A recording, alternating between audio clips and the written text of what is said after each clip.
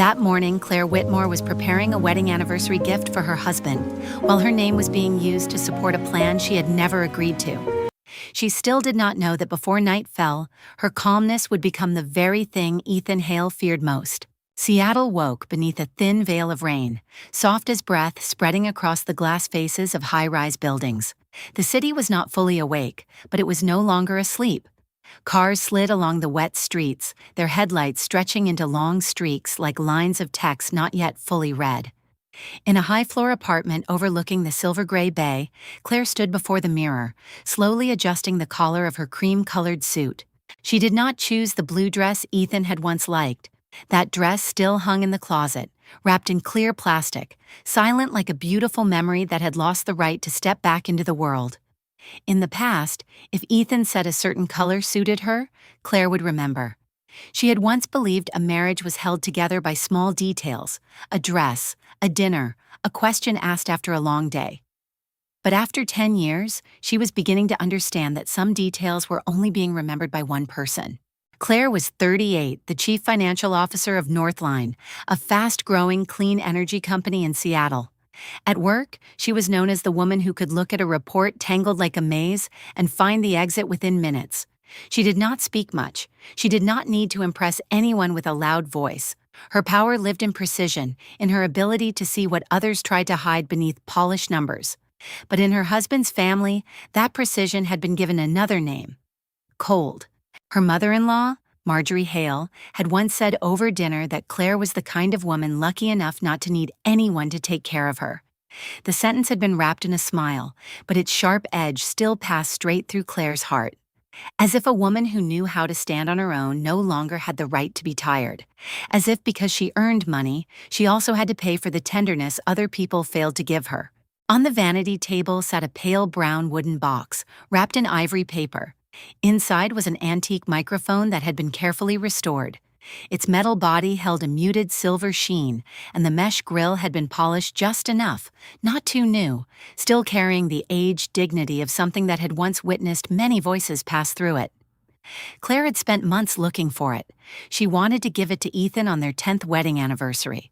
Ethan Hale, her husband, was 40, the founder of Hale Room Studios, a small independent recording studio tucked inside an old brick building in Fremont. He had a warm voice and brown eyes that knew how to make people believe he carried a dream larger than reality itself. In the early days of their marriage, Ethan had once sat in a friend's cold garage, recording his first audio program with an old microphone almost like this one. Back then, he had told Claire that one day he would create a space for the voices no one had listened to yet. Claire had believed him. She had not believed him only with words. She had believed him with her first-year bonus, with late nights working after Ethan walked away from an office job because he said it drained his soul, with the savings that should have gone toward their first vacation as husband and wife, with her guarantee signature when he rented the studio, with the times she quietly paid equipment invoices so he would not feel embarrassed in front of the younger staff. Ethan called it faith. Claire had once called it love. Now, looking at the wooden box in her hands, she was no longer sure what she should call it. The phone on the table lit up, a message from Ethan. "I'll be at the studio late, important mixing session." Claire stared at the words for a long time. No greeting, no mention of the date. No sign at all that today was different from any ordinary day. She could comfort herself by saying Ethan was busy, that he always got swept up in work, that creative people often forgot time. She had comforted herself that way so many times that the comfort no longer had a sound. She typed back, "Can I stop by tonight?" The message was sent. 3 minutes passed, then 5. She set the phone down, walked to the window, and watched the city grow brighter. When the screen lit up again, Ethan's reply was only a few words. "If you want, but I'll be busy." Claire let out a quiet breath. It was not the sigh of someone disappointed for the first time. It was the breath of someone who had stood before a closed door for so long that she was no longer sure she wanted to knock. Across the city, Ethan stood inside the studio, holding a cup of coffee that had already gone cold. On the computer screen was the preparation schedule for the new artist showcase, the event he called the turning point for Hale Room Studios. He knew today was their wedding anniversary. He had not forgotten. Ethan rarely forgot dates that could affect how others judged him. But he chose silence, because mentioning that day meant facing Claire and facing the steady look in her eyes that stripped all beauty from his excuses. On the chair beside the control desk lay a red scarf that did not belong to Claire. Ethan saw it, then looked away. In his mind, everything could still be explained if necessary. A coworker had left it behind. A long work session. A misunderstanding not worth making serious. For years, he had lived by the skill of giving soft names to hard things. Irresponsibility became creative pressure. Debt became investment in the future. Dependence became marital faith. And Claire, the one who kept everything from collapsing, was slowly becoming the person he called suffocating. Ethan did not see himself as a bad man. That was the dangerous part. He saw himself as a sensitive man asked too much by life. He believed Claire was too strong, too bright, too organized, so much so that she always made him feel small. He never asked himself why he only felt small when he had to be responsible. The morning passed for Claire in the familiar rhythm of work. She arrived at Northline before the meeting, signed 3 files, corrected 1 wrong line in a budget forecast, and stopped an uncontrolled expense before it could become a major problem. Employees greeted her with respect mixed with caution. To them, Claire was the woman who did not let emotion enter a spreadsheet. They did not know her heart was carrying a tiny fracture, so fine no one could hear it, but long enough to divide an ordinary day into before and after. Near noon, Maya Brooks, her legal assistant, stepped in with a thin envelope. Maya was nearly 10 years younger than Claire, sharp, quick, and careful. She placed the envelope on the table, hesitating slightly. Hale Room Studios sent additional materials for the new artist showcase. They used language connecting Northline to the event as a strategic support partner. I thought you should look at it. Claire looked up. A strategic support partner. Her voice was very soft, but Maya noticed the shift. In Claire's world, vague phrases were never harmless. They were where people hid responsibility when they wanted to borrow credibility without signing a commitment. Claire opened the envelope. In the presentation, Hale Room Studios was described as having a stable financial foundation thanks to a long-standing connection with a senior leader in the clean energy industry. Claire's name was not there. Her signature was not there. There was no direct commitment, but anyone who knew Ethan would understand exactly who was being implied. In that moment, the anniversary gift in her bag suddenly felt heavier. Maya asked quietly, "Do you want me to ask them to revise it right away?" Claire folded the document and placed it on the desk. She was not angry, she was not in a hurry, and it was precisely that lack of urgency that sent a chill down Maya's spine. Claire said, "Not yet. Let me review it myself." Maya left, but as the door closed behind her, she still had the feeling that she had just seen a storm locked behind glass. On the outside, Claire remained the calm boss. On the inside, a wire had just been connected from the red scarf in the studio to the phrase strategic support partner on paper. Afternoon descended. The city shifted into a blue-silver tone. Claire turned off her computer, took her bag and the wooden box, and left the office earlier than usual. She did not call Ethan in advance.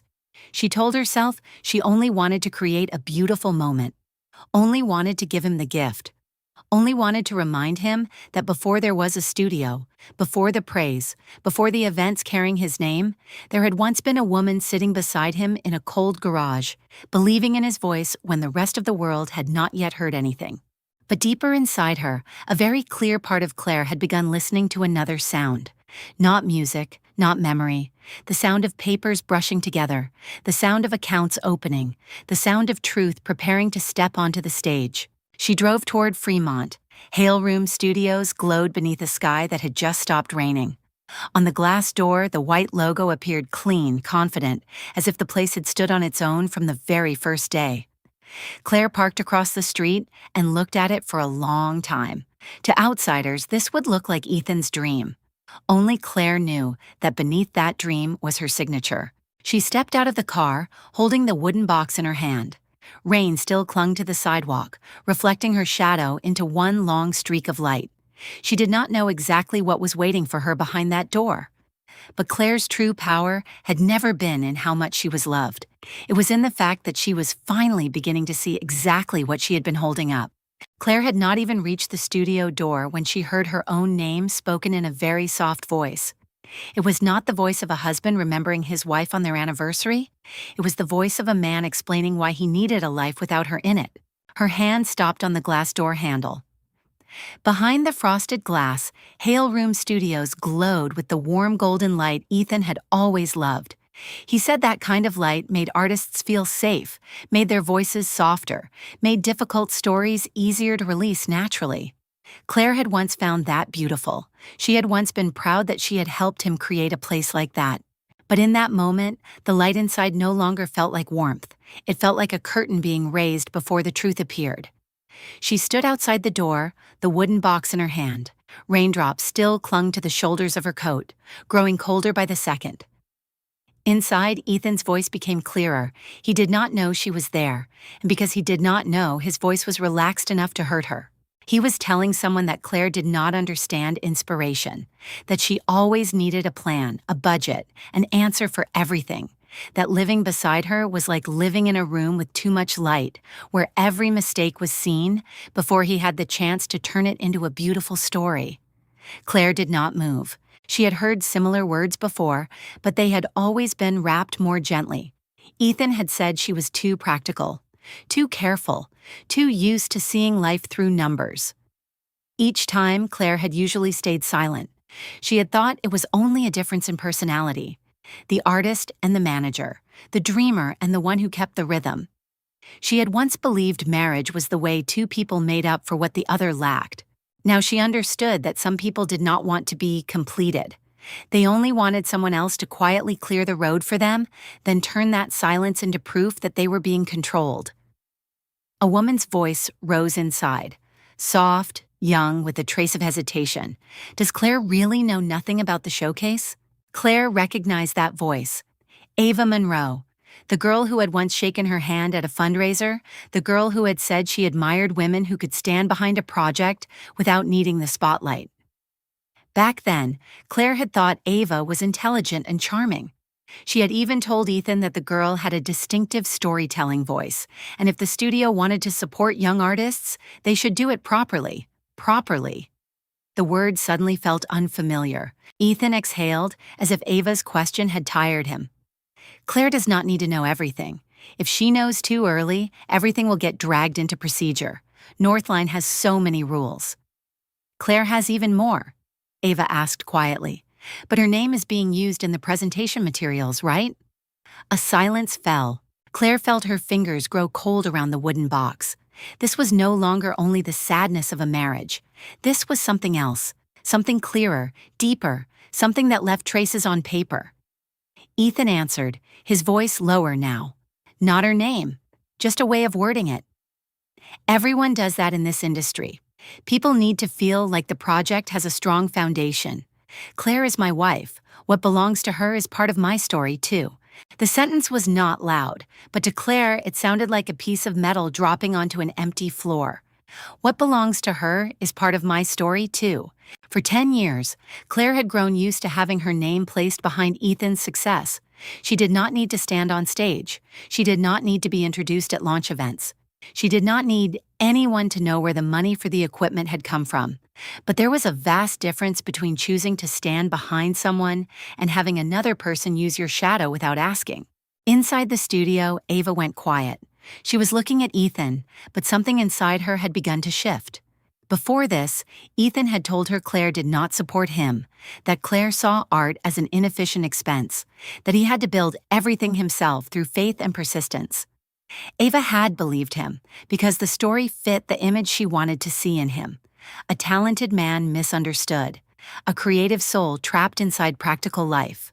But if Claire did not support him, why was her name the thing Ethan used to make other people feel secure? Ava asked, "Have you told her?" Ethan gave a soft laugh, but there was no warmth in it. "You do not understand, Claire. With her, everything has to be presented like a report. I just need to get through this showcase. After that, everything will be easier to explain." Claire looked down at the wooden box. Inside was the antique microphone, a gift chosen from memory. It symbolized the days when Ethan had nothing but his voice and the belief that the world would one day listen to him. But now, that very voice was using her as a convenient detail in the story he was telling someone else. She no longer felt the urge to walk inside. In the room, Ava spoke very softly. "Today is your anniversary." Ethan did not answer right away. The silence stretched long enough for Claire to hear the air conditioner humming in the hallway, the rain dripping from the awning outside, the sound of her own heartbeat slowing with each beat. At last, Ethan said, "It is just a day. Claire will understand.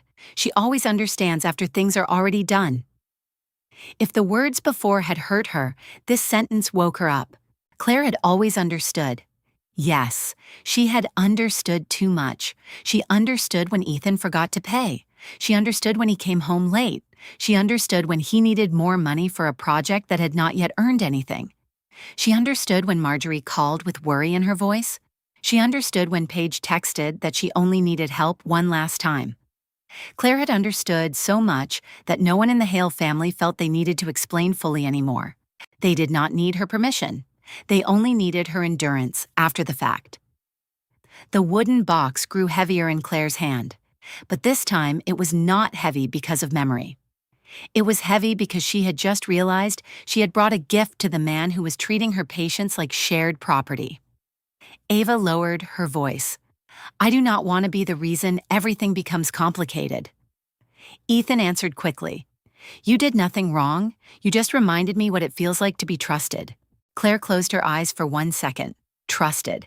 He used that word so easily it was almost an art form. Ethan had always known how to choose beautiful words. He knew how to call dependence partnership, how to call unpaid money an investment, how to call avoidance a need for freedom, how to call a woman who had stood behind him for 10 years someone who did not know how to trust. And that was the most painful plot twist of all. The man everyone in the studio saw as an independent founder was actually standing on a system Claire had quietly kept stable. The wife they saw as cold was the one whose signature lay beneath the doors that opened, the equipment that ran, the showcases being promoted. She did not need to argue to prove her power. Her power was already written in the files, in the contracts, in every payment made on time. She had simply never used it to make anyone afraid. Until today. Inside, Ethan stepped closer to the door. Perhaps he had heard the faintest movement in the hallway. Claire opened her eyes. For a moment, she could have pushed the door open, placed the wooden box on the table, and asked him directly whether 10 years of her life had deserved even one warning. She could have made Ava see the full truth right then. She could have turned the entire room silent. But Claire did not. She understood something Ethan had never learned. Not every truth needed to be thrown out in pain. Some truths had to be placed in the right place, at the right time, in the right file, so no one could call them a temporary emotion. She stepped back. The door made no sound. The hallway remained still. Ethan paused inside for a few seconds, then continued speaking, but Claire no longer listened. Not because she did not want to hear, because she had heard enough to know what she needed to do. She turned and walked toward the exit. Each step was slow but certain. The golden light of the studio fell behind her, and ahead of her was the glass door leading out to the cold street.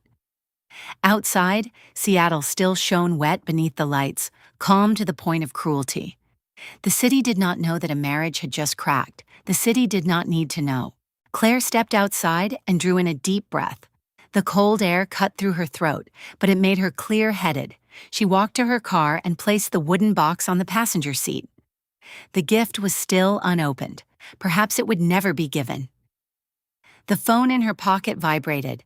A message from Ethan. "Are you here yet?" Claire stared at the words for a long time.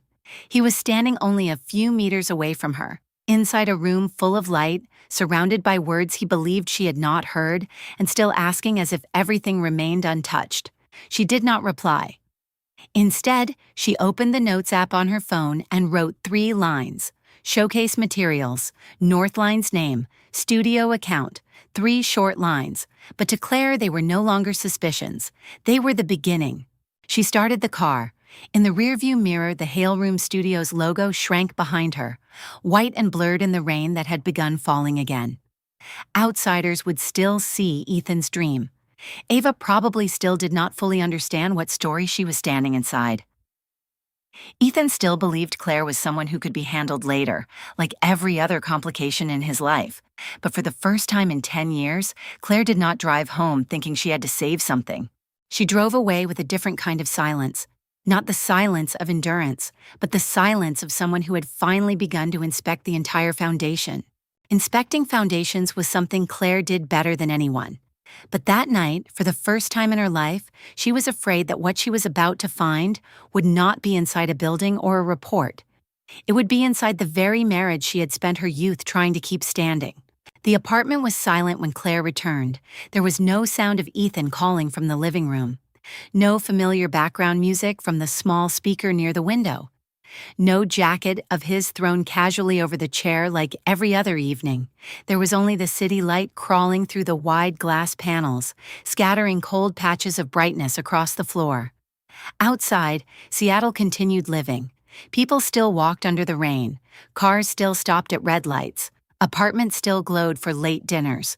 But for Claire, every sound seemed to be placed behind thick glass. She set the wooden box on the dining table. The ungiven gift lay there, neat and out of place. Inside was the antique microphone, a symbol of a time when she had believed that if you listened long enough, a person would eventually learn how to tell the truth. But Ethan had always been good at speaking, so good that his words had once made her forget to check his actions. So good that he could call ambiguity opportunity, call silence the wrong timing, call using her name in documents a part of their shared story. Claire took off her coat and hung it on the hook. She washed her hands, dried each finger, then stood still in front of the sink for a long time. In the small mirror across from her, her face remained calm. Too calm. If anyone had looked at her, they might have thought she was not in pain. But some people do not fall apart when they are hurt. They simply become sharper at the edges they once tried to soften. She walked to the table and opened her laptop. A pale blue light appeared, touching her face like the lamp in an interrogation room. Claire logged into the family finance inbox, where she kept invoices, contracts, tax documents, and bank notices. Ethan almost never went in there. He always said those things gave him a headache. Claire had once seen that as a charming personality trait of the artist he was. Now, she understood that some people did not dislike paperwork because it was difficult to understand. They disliked it because paperwork could not be negotiated with emotion. She started with the showcase materials. The sentence in the presentation appeared again. Hale Room Studios was described as having a stable financial foundation thanks to a long-standing connection with a senior leader in the clean energy industry. Her name was not there. Northline's name was not in any official commitment section, but the implication was painfully clear. Ethan had used her existence like an invisible support beam, enough to make others believe the room was safe, but not clear enough for him to take responsibility if anyone asked questions.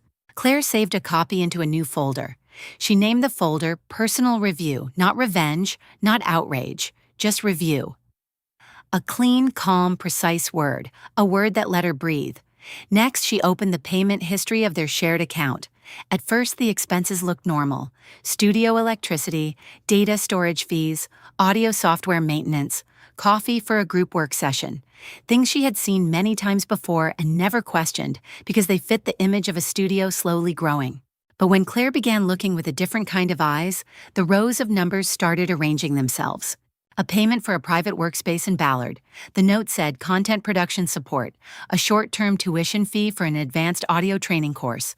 The beneficiary was Ava Monroe. A restaurant bill from the evening Ethan had said he needed to stay at the studio alone to finish mixing a recording. A purchase of recording accessories delivered to an address that was not the studio. Each item on its own could be explained. Together, they were no longer coincidence. Claire did not raise a hand to her mouth. She did not make a sound. She only opened a spreadsheet.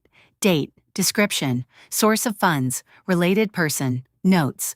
The rhythm of the keyboard echoed through the quiet apartment, even and dry like rain falling on a metal roof. Each line she entered did not hurt her in a loud way. It only pulled the fog away from a region of memory. The evenings when Ethan came home late and held her with a tired expression.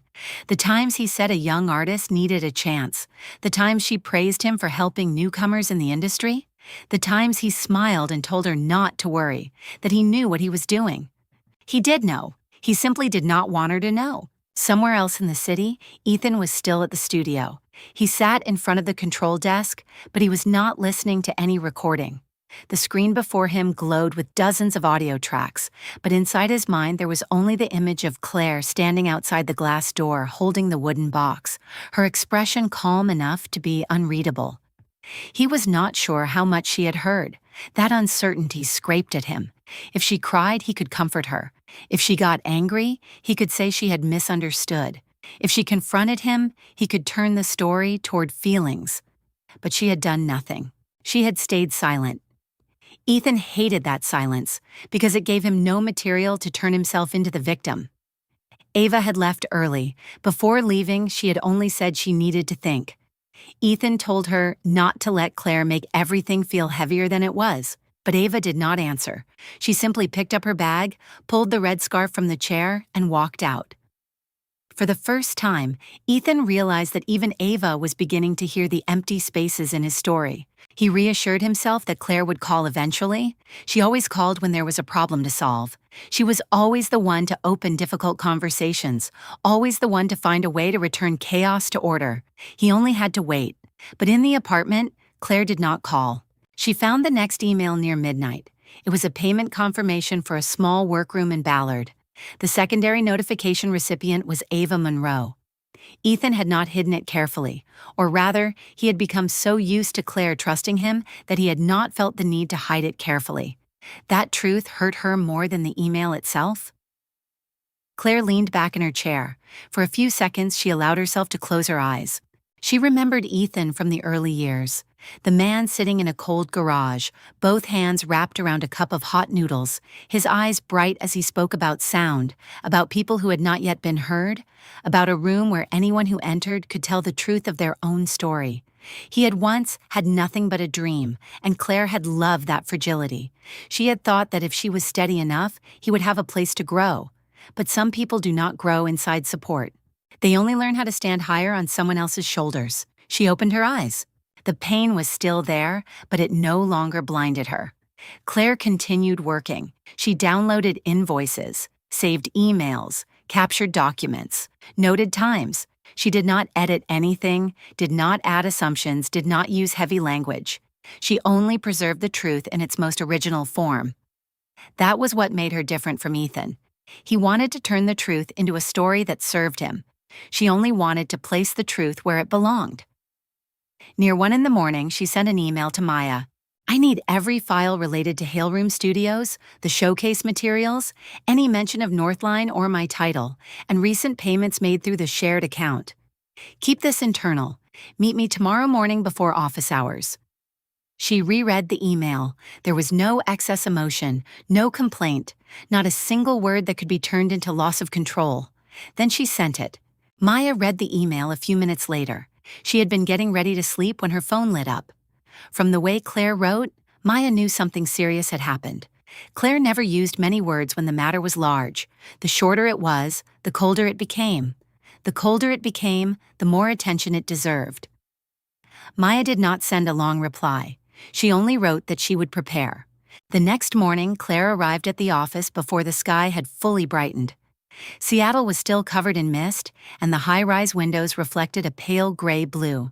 She carried her laptop, the wooden box, and a printed set of documents. The wooden box was placed inside the bottom drawer of her office. Not thrown away, not yet, but it no longer sat in her bag like a gift waiting to be given. Maya walked in just before 7, holding coffee and a folder. She did not ask Claire if she was okay. That was her tact. Some questions asked at the wrong time turn another person's pain into a performance. Claire handed Maya the preliminary classification sheet. Maya read each line. When she reached the payment to Ava Monroe, she paused very slightly. When she reached the showcase materials, she looked up. Do you want to handle this personally or through internal legal? Claire looked out through the glass. The city below was beginning to move. Streams of cars ran like bright veins through the wet streets.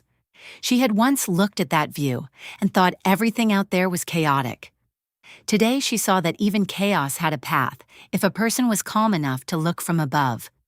She answered, First, I want the whole picture. No speculation, no attacks, no letting emotion lead. Maya nodded. And after that, Claire turned back. Her eyes were bright, not with anger, but with something that had been awakened. After that, anything that is not allowed to use my name will have to stop. The sentence was not loud, but it changed the temperature of the room. Because the real plot twist was not that Claire had discovered Ethan's ambiguity. The real plot twist was that the woman everyone had seen as too rigid, too quiet, too predictable, was the only person who understood what the entire system was running on. She knew where the money went. She knew where the documents were. She knew which signatures opened which doors. She knew which names were being borrowed to build trust.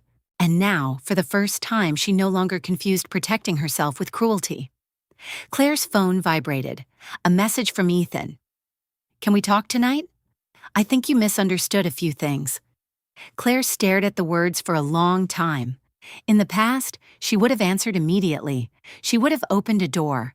She would have given him a chance to explain before giving herself a chance to feel.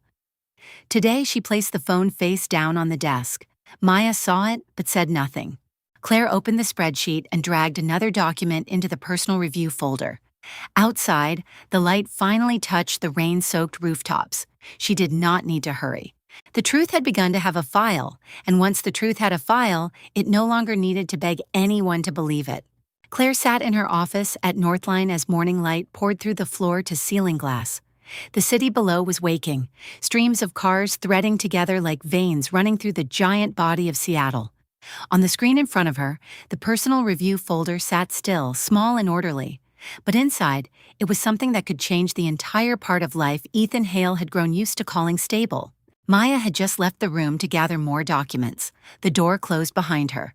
Claire remained seated, both hands resting on the desk, her eyes fixed on the folder name as if she were looking at a key just found at the bottom of an old drawer. She did not feel relieved. She did not feel satisfied. The feeling inside her was like standing before a house she had once loved, only to discover that its foundation had been quietly taken apart, stone by stone, for years. The saddest part was not that Ethan had used her name in a document without asking. The saddest part was that it did not completely surprise her. Memories began returning, unordered, uninvited. During their first year of marriage, Ethan had once called her close to midnight, his voice breaking because his first recording had been rejected. Claire had still been at the office, finishing an important report. She shut down her computer, drove through the rain to the garage where he worked, and brought hot coffee and a thin blanket with her. Ethan sat among tangled cables and old equipment, saying maybe he was not good enough. Claire sat beside him, listened to the entire recording, then told him the problem was not his voice. The problem was that he needed better equipment and a clearer plan. The next week, she bought him his first pair of headphones. She did not call it sacrifice. She called it a beginning.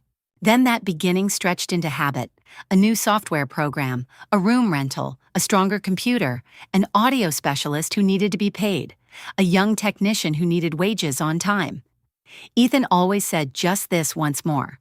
Claire always believed that after this time he would stand more firmly, but after each time he was helped back up, Ethan did not learn how to stand steady. He only learned that there would always be a hand there before he hit the ground. In her spreadsheet, each expense lay still like a small stone placed along a long road. No single payment was large enough to be called a disaster on its own. That was exactly why they were dangerous. Depletion rarely arrives as one great fall. It comes through all the times people tell themselves it is fine. Claire opened the drawer of her personal filing cabinet. Inside were old envelopes sorted by year, carefully labeled. Ethan had once teased her that if the world ended, Claire would still be able to find the receipt for the apocalypse. The joke had once made her laugh. Today it only left a cold irony behind. She took the envelopes out one by one. The first lease guarantee for Hale Room Studios, the equipment purchase receipt, the confirmation of payment for the soundproof wall repairs, a thank you email from a young artist program that Ethan had represented when receiving support, a copy of the transfer that kept the studio operating during a low revenue period. Every sheet of paper had a signature, a date, a note. Every sheet proved something Claire had once never felt the need to prove. She had been there, not in the audience, not at the edge of the frame. She had been in the foundation, in the wiring. In the light of the room, people praised Ethan for building with his bare hands. His bare hands. Claire had heard people say that at the studio opening. One of Ethan's friends had raised a glass and said Ethan was proof that talent could overcome every lack. The whole room applauded. Ethan smiled, moved. Claire clapped too. Back then, she had been standing behind him, her hand still aching from signing the equipment guarantee documents that morning. No one asked whose name those bare hands had used to hold the pen. She turned to the stack of papers related to the Hale family. Marjorie's name appeared more often than she had expected. Roof repairs after winter, supplemental insurance, medical expenses that were not urgent but were spoken of in an urgent voice. A new heater, transfers noted as helping Ethan's mother stay stable. Then Paige, car repairs, phone bills, a deposit for a short course, a partial rent shortage. Each payment came with a small story, usually beginning with embarrassment and ending with a promise to pay it back when things got better. Things had never become better enough to pay anything back. Claire leaned back in her chair. A strange feeling rose inside her, not anger, but shame. Not shame because she had helped.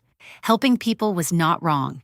She was ashamed because she had allowed her kindness to be turned into a function, a service, a hotline everyone called when they needed money, while no one called when she needed to be asked how she was. At a family dinner many years ago, Marjorie had once placed her hand over Claire's and said Ethan needed a steady woman like her. Everyone at the table nodded. Paige laughed and said Claire was the only person who could keep this family from falling into chaos. Ethan kissed her lightly on the temple and said he was lucky. Claire had received those words as affection. Now she reread them as a job description. The steady woman. The one who kept everything from becoming a mess. The one who always had a plan. The one who was not supposed to be tired. The one who was not supposed to need anything. The one who was not supposed to ask why she was the only person who remembered the due dates. The phone on the desk vibrated. A message from Paige appeared. Are you and Ethan having problems? Mom is worried. Please do not make everything more tense. Claire looked at the words. There was no, are you okay? No, what happened? Only a reminder not to make everything more tense, as if Claire's job was still to keep the surface steady so other people could stand on it. She did not reply. A moment later, Marjorie called. Claire let it ring until it stopped. A new message came in. Claire, I do not know what misunderstanding is happening between you two, but Ethan is very sensitive. You should speak gently. The family needs your calmness. Claire read the word family and slowly closed her eyes. Family. That word had once touched the softest place in her. Claire had grown up without a crowded home. Her parents had died early, and her childhood had been made of neat meals beside a quiet aunt, silent holidays, and the feeling of looking through other people's windows, wondering whether the laughter of a full house was as warm as she imagined. When she entered the Hale family, she had wanted to belong. She had thought that if she was useful, if she was kind, if she was always there at the right time, they would not only need her, they would love her. That was the greatest mistake. Being needed is not the same as being loved. Maya returned in the early afternoon. She placed another folder on the desk but did not speak immediately. She had seen the change in Claire's eyes. Not collapse, not eruption, detachment. Like someone finally stepping far enough back to see that the picture hanging in her house had been crooked for a long time. Maya asked quietly, "Do you want me to contact a private attorney?" Claire opened her eyes. In that moment, the woman the Hale family had judged as too silent suddenly appeared in her true identity. Not a wallet, not a shadow behind Ethan, not the one who regulated emotions for the entire family. She was Claire Whitmore, a woman who understood systems, understood paperwork, understood legal boundaries, understood how to revoke access without hurting anyone through noise. She did not need to attack. She only needed to stop authorizing, Claire said. Contact Helena Price. I want to know which expenses need to be separated, which documents need to be corrected, and which access permissions should be reviewed. Do it by the book. No emotion-driven decisions. Maya nodded. She took notes quickly, but inside her there was a quiet respect. She had seen many people react when their trust was betrayed. Some shouted, some collapsed, some tried to negotiate with the truth. Claire was different. She was turning pain into order, not to retaliate, but so she would no longer be pulled into someone else's chaos. As Maya prepared to leave, Claire called her back. Maya. Yes, do not use the word urgent in any email. We are not panicking, we are reviewing. Maya looked at her, then nodded slowly. I understand. The door closed. Claire looked at the stacks of paper in front of her. Studio, the Hale family, shared account. They were no longer pieces of life blurred together under the name marriage. They were becoming separate areas, each with its own responsibility, its own limit, its own truth. Outside the glass, rain began falling over Seattle again. Droplets dragged long lines down the pane, then disappeared at the edge of the frame. Claire stood and stepped closer to the window. She saw her reflection in the glass, documents behind her, the silver-gray city in front of her. For years, she had thought power was something other people recognized in her, a title, a salary, a thank you. But now she understood that real power was sometimes only the moment when someone who had been treated as a given began saying no in silence. Ethan still did not know that. Marjorie still did not know. Paige still did not know. They still thought Claire was the person who would understand after everything had already happened. But this time, the last person to understand would not be Claire. This time, they would have to learn what it felt like when the light they were used to using no longer turned on when they wanted it to. But before any switch was turned off, Claire needed to step into the place Ethan had built as if it were his dream alone, even though its foundation still carried her name. That afternoon, Seattle was covered in a quiet blue-gray. The rain had stopped, but moisture still clung to the office windows, making the city outside look like a painting that had not yet dried. Claire stood before her desk, looking at the 3 stacks of files that had been reorganized after Maya left. Studio, the Hale family, shared account. For years, those 3 things had been blended together under a softer name, marriage. Now she was beginning to separate them. Not to hurt anyone, not to create a scene. Claire understood very clearly the line between protecting herself and causing harm. She did not want to cross that line. What she wanted was simpler but harder. She wanted the truth to be seen without having to shout. She opened the bottom drawer and took out the wooden box that held the antique microphone. For a few seconds, she considered leaving it there. Then she picked it up. Not to give it to Ethan anymore. The gift had lost its original purpose. She brought it with her as a reminder that there had once been a woman who loved through memory, through faith, through patience, and that same woman would now learn how to love herself through clarity. Maya stood at the door holding a gray folder. Helena Price confirmed the appointment for tomorrow morning, and here are the copies of the documents you will need if you still want to go to the studio tonight. Claire took the folder. It was not thick, but it was enough. The lease agreement, the equipment guarantee, the showcase material with the vague phrasing about Northline, the list of major payments from the shared account. Every page was a copy. Every page was clean. No commentary, no speculation. Only signatures, dates, money trails, and responsibility. Maya looked at her, hesitating slightly. Are you sure you want to go alone? Claire gave a faint smile, barely there.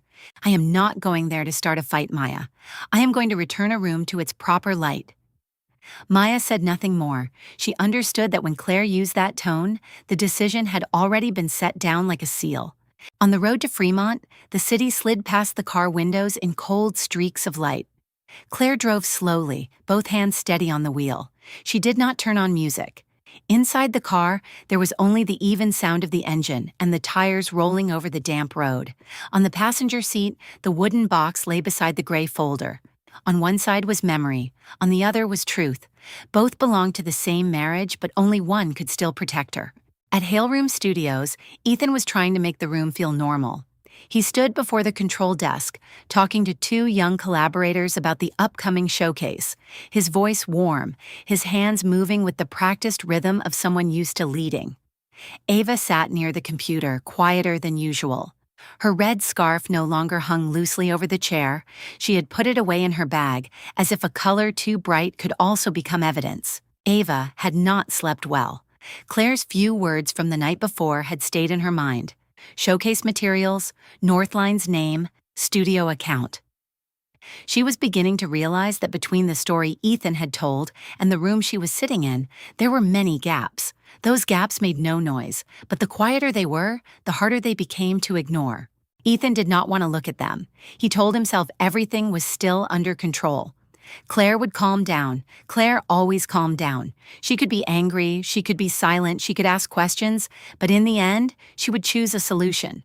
And for the past 10 years, a solution had usually meant that she would keep everything from collapsing. The little bell on the door rang. The entire room turned. Claire stepped in. She was not wearing black. She did not carry the appearance of someone who had come to create drama. She wore a light-colored coat, her hair tied low, the wooden box and folder in her hands. It was that calmness that changed the room. For a few seconds, no one said anything. The golden studio light fell across her face, but it did not soften her. She looked around slowly, like someone rereading a contract she had once signed with her heart. Ethan was the first to break the silence. "Claire, I did not know you were coming." She set the wooden box on the long table in the middle of the room. Very gently, then she placed the folder beside it. "I know." Those two short words made Ethan pause. He stepped closer and lowered his voice. "Can we talk privately?" Claire looked at him, then at the room behind him. The mixer, the monitor speakers, the computer, the soundproof walls, the ceiling lights, the long table. Everything had passed through her hands in one way or another.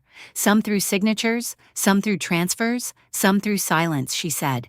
There is no need for privacy around documents that have already been used to create public trust. Ava looked up. Ethan glanced toward her, his expression briefly tightening. The two young collaborators looked at each other, not understanding everything, but smart enough to realize this was not simply a family argument. Ethan tried to give a soft laugh. "If this is about the showcase materials, I can explain. It is just industry wording. No one is misunderstanding anything."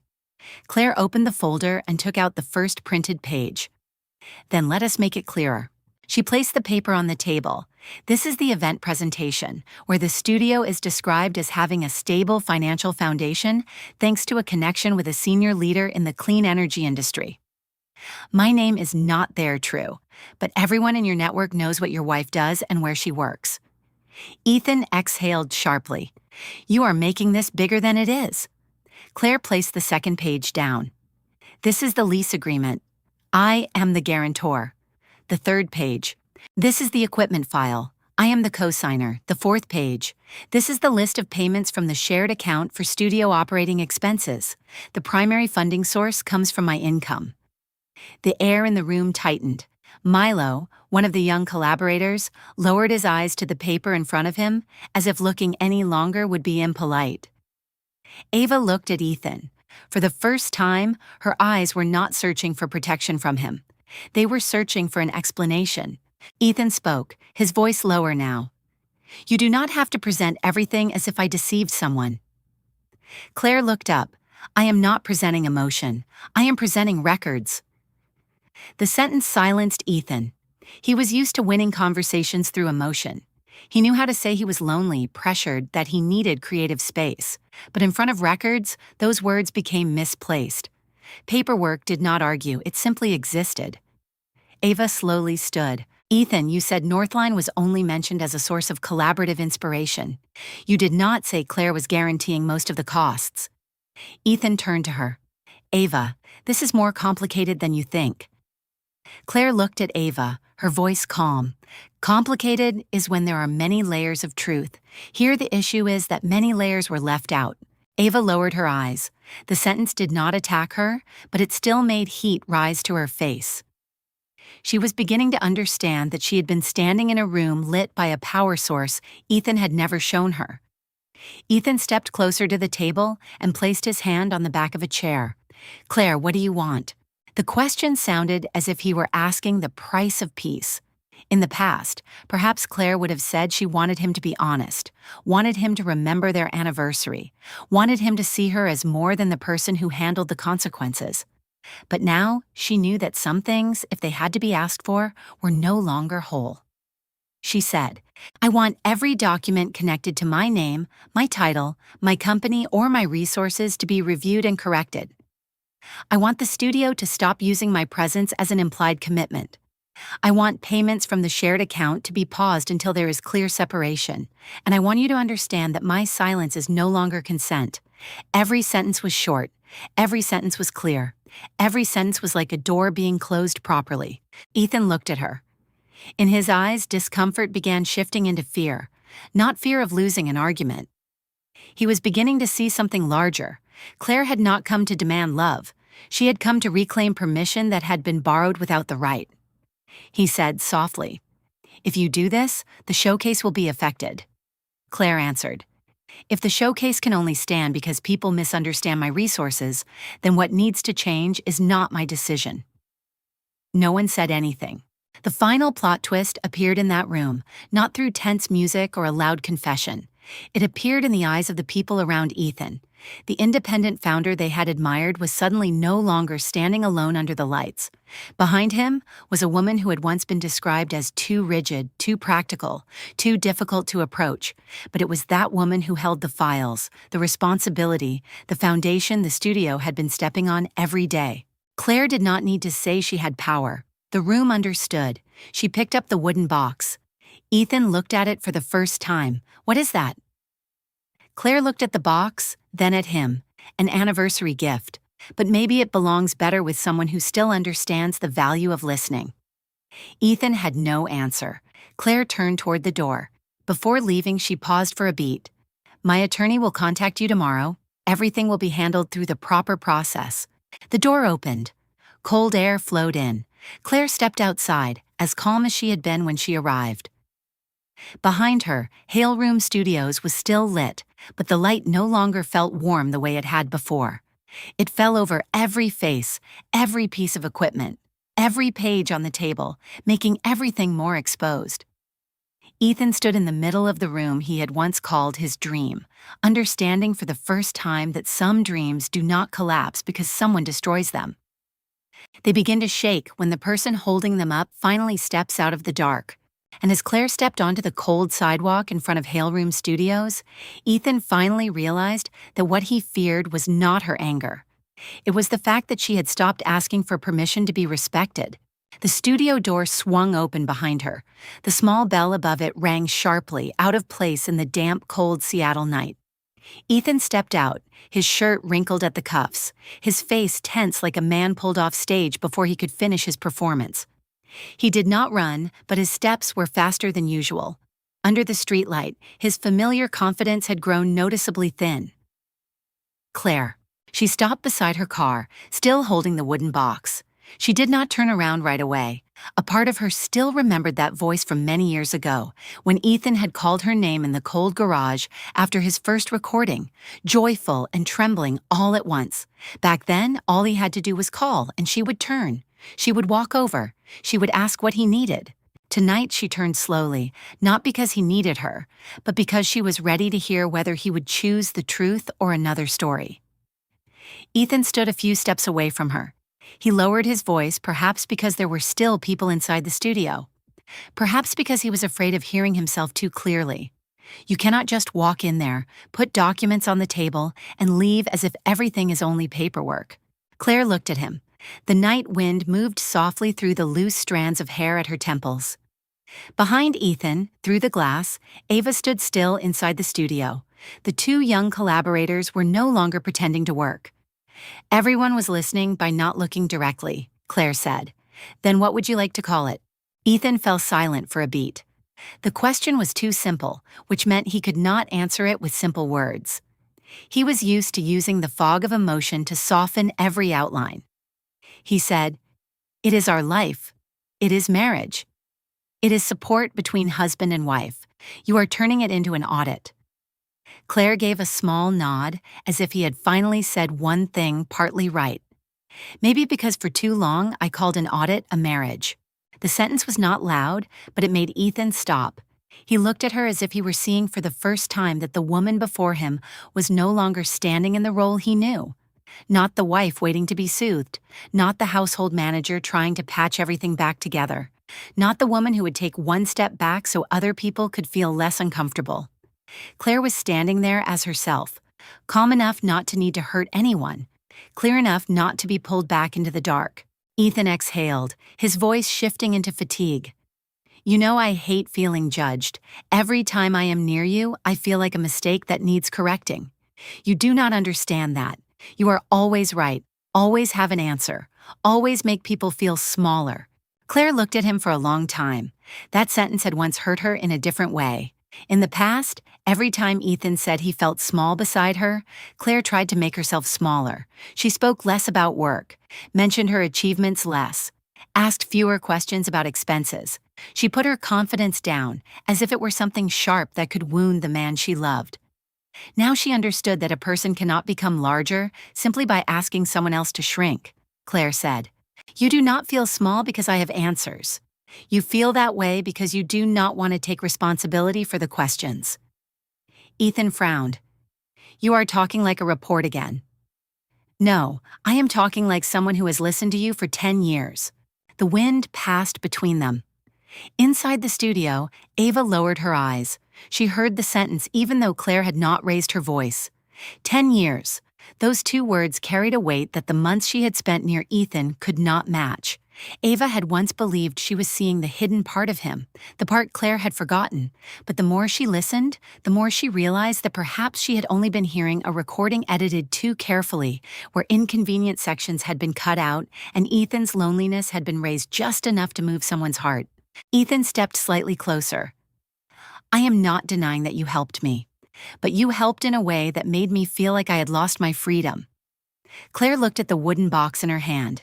Inside was the antique microphone, a gift meant for a man who had once said he wanted to create a place for forgotten voices. She tightened her hand slightly around the edge of the box. Freedom does not mean letting someone else pay for what you do not want to explain clearly. Ethan's face flushed, though not entirely from shame. Part of it was anger. Anger because she was no longer stepping into the emotional territory he knew how to control. He said, "What do you want from me?" "An apology." "Fine. I am sorry I was not clear about the showcase. I am sorry I made you feel left out. But do not drag the studio into this. That is my work, my dream." Claire lifted her eyes.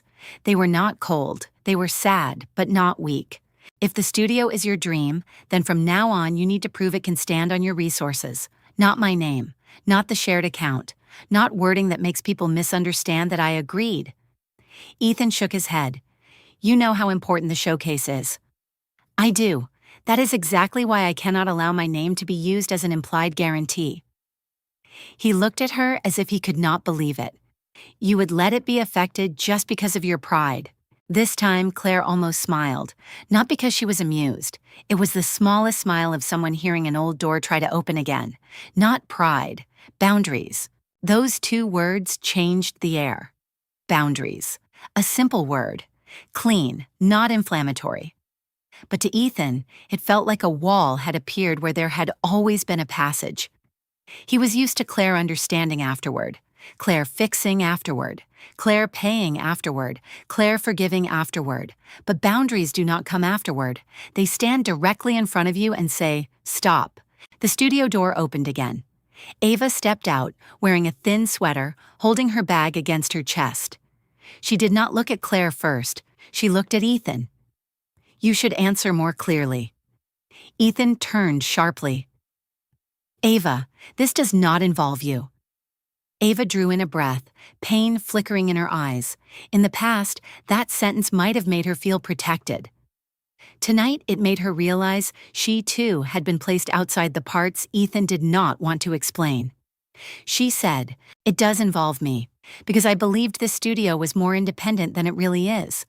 I believed Claire did not support you, but if everything important has her fingerprints on it, then I need to know what story I believed." Ethan went silent. Not because he agreed, because in that moment, he could not find a way to make both women in front of him believe him without paperwork. Claire looked at Ava. Her voice was calm, without blame. "You do not need to choose a side. Just do not let pity replace the truth." Ava lowered her head. The sentence did not humiliate her. It only took away her excuse to keep looking away. Ethan looked at Claire, his voice lowering. "Then what about us?" That question finally touched the deepest pain. Us. A word that had once held their first apartment. Rushed dinners, nights when Claire sat beside Ethan listening to the same flawed audio clip over and over, a word that had once made her believe every payment, every signature, every exhaustion had meaning. But now that word had been used too many times like a blanket thrown over the fact that one person kept giving, while the other treated it as something obvious. Claire spoke very softly. "We are not ending because of one showcase document. We ended when you believed I would always understand after everything had already been done." Ethan opened his mouth, but no words came out. Claire continued, "Tomorrow my attorney will contact you. Everything related to the shared account, my name, and my company will be reviewed. Everything will be handled through the proper process. No public scene, no noise, no turning anyone into a target, but also no allowing ambiguity to continue." She spoke each sentence clearly, like placing one brick at a time onto a new foundation. Ethan looked at her with both anger and confusion. "You are really doing this?" Claire answered. "Yes, one word, short, final. No room left for emotional negotiation." In that moment, the real plot twist appeared beneath the streetlight. Ethan, whom everyone thought was the center of the studio, had never truly held the entire foundation. Claire, the woman seen as too practical, too quiet, too easy to overlook, was the only one who could walk away without needing another lie to stand upright. She opened the car door and placed the wooden box on the passenger seat. Ethan looked at the gift. "Was that for me?" Claire paused. She looked at the box for 1 second, then at him. It was. Those two words silenced Ethan more than any accusation could have. Some gifts are not left ungiven because the receiver arrives too late, but because the giver finally understands that the receiver no longer knows how to value what the gift means. Claire got into the car. Before closing the door, she said, "Freedom is not wrong, Ethan, but true freedom does not ask someone else to stand behind it and pay the price." The car door closed.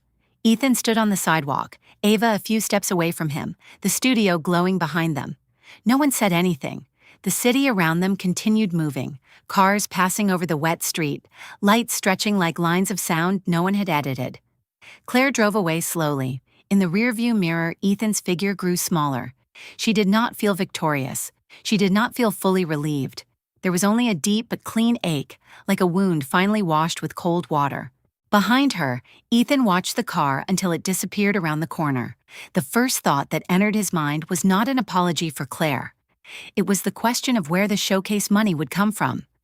And even though Claire was no longer there to hear it, that thought answered everything she had ever doubted. Ethan watched her car disappear while thinking about where the showcase money would come from, while the woman who had once stood behind his entire dream was finally no longer the first question in his mind.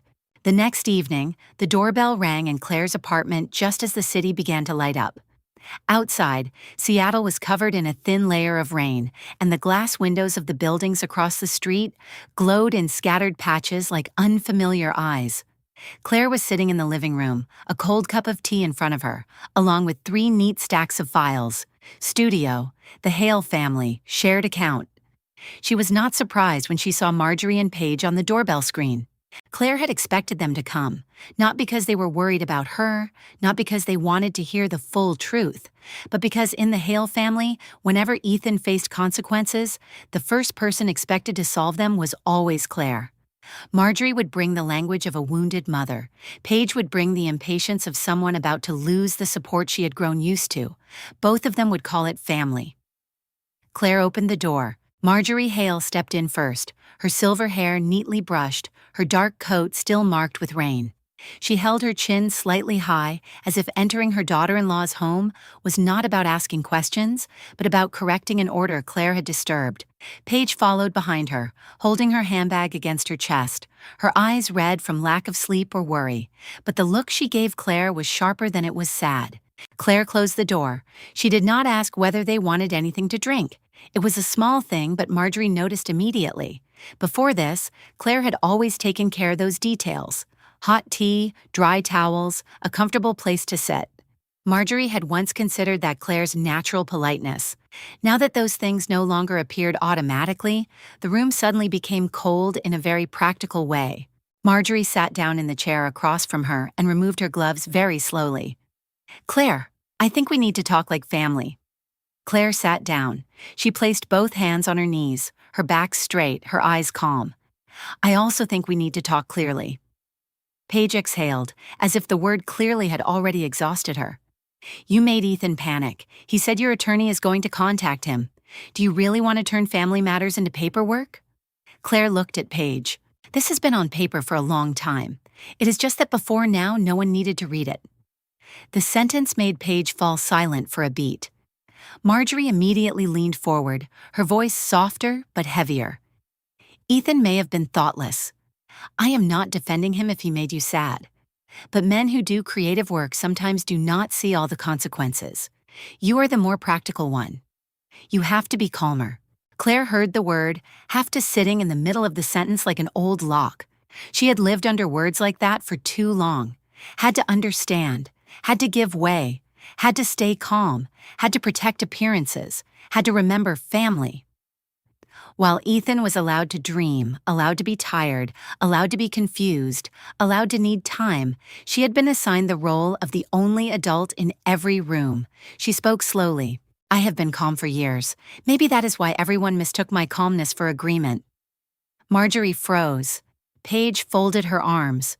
No one forced you to agree. You helped because you wanted to.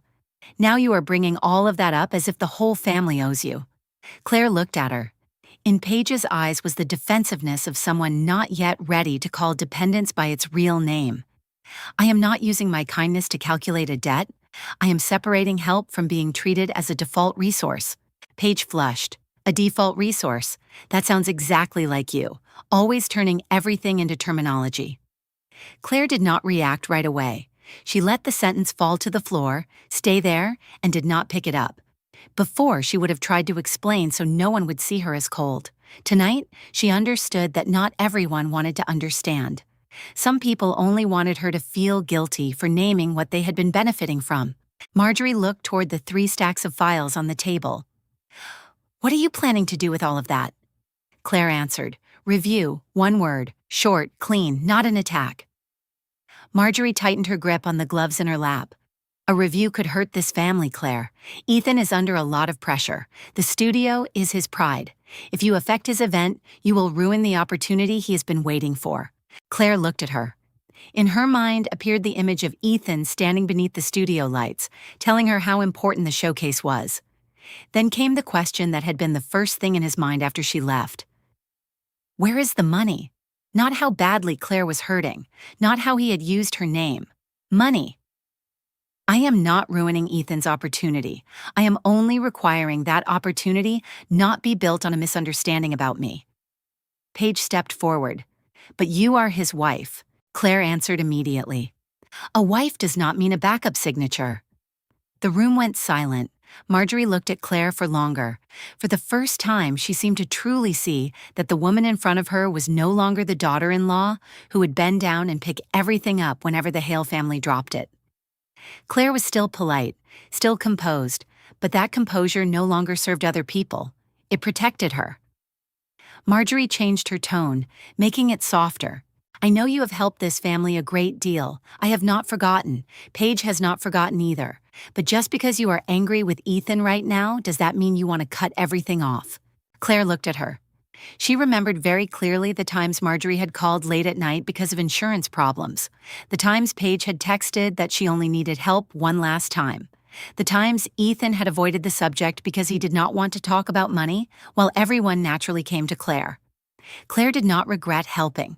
What hurt her was that once the help became the standard, gratitude was the first thing to disappear. I am not cutting off family.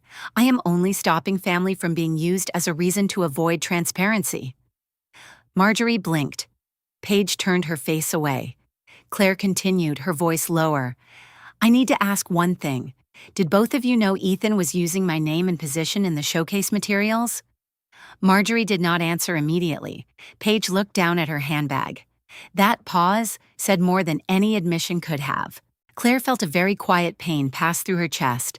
Not sharp, not explosive, just deep. Marjorie finally said, I heard him mention it. I thought it was just business language. Ethan did not mean anything bad, Claire asked, and Ava? Paige looked up very quickly, then looked away again. Marjorie pressed her lips together.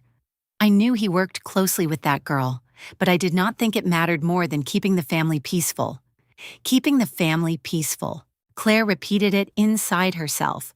So they had known enough not to be surprised, but not enough to have the courage to tell her. They had chosen their peace over her truth. And now, when that peace was at risk of disappearing, they called it heartbreak. Claire said, a peaceful family is not a place where one person is kept outside the truth, so everyone else can live more comfortably. Marjorie lowered her eyes. For one very brief moment, she seemed to age. But then old habit pulled her back. She stood. If you make this more difficult, Ethan will not forget it, and it will not be easy for you to come back either. Claire stood too. She did not raise her voice. She did not step closer. She did not create tension. She simply stood where she was. I am not going back to a place where I have to be useful in order to be called family. Paige looked at her, her voice low but sharp. You have changed, Claire answered. No. I have only stopped explaining my exhaustion with the word responsibility. That sentence left Paige silent. Marjorie picked up her handbag and walked toward the door. Claire followed and opened it for them. The hallway outside was bright white and quiet. Marjorie stopped at the threshold and looked at Claire one last time. I hope you will think again. A strong woman also needs to know how to be soft-hearted. Claire looked at her. Being soft-hearted does not mean opening the door for others to keep crossing your boundaries? Marjorie did not answer. Paige pulled her coat tighter and stepped outside. Claire closed the door. The apartment returned to silence. But this time, the silence no longer felt like loneliness. It felt like a room that had just reclaimed its air. Claire rested her hand against the door for a moment, her eyes closed. She was in pain. Of course she was in pain. No one walks out of a family they once wanted to belong to without carrying scratches. But pain was no longer a reason to return to the old role. She walked to the table and looked at the 3 stacks of files. Studio, the Hale family, shared account. Starting tomorrow, everything would be handled through procedure, through writing, through clear boundaries, not to punish anyone, but so no one could keep calling ambiguity love. Claire picked up her phone and sent Maya a short message. Start reviewing access permissions and automatic payments tomorrow morning.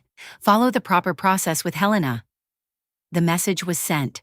Outside the glass, rain was still falling, but inside Claire, a very small place had dried. Not warm, not joyful, just steady. And sometimes, after years of being pulled into someone else's chaos, steadiness is the first form of peace. The next morning, Claire woke before the alarm rang, not because she had slept enough, but because some deep part of her knew this day was not meant for hesitation. Seattle was still blurred in mist. Beyond the glass, buildings stood still beneath a pale gray sky, and the streets below were nearly empty, as if the city itself was still deciding whether to begin a new day.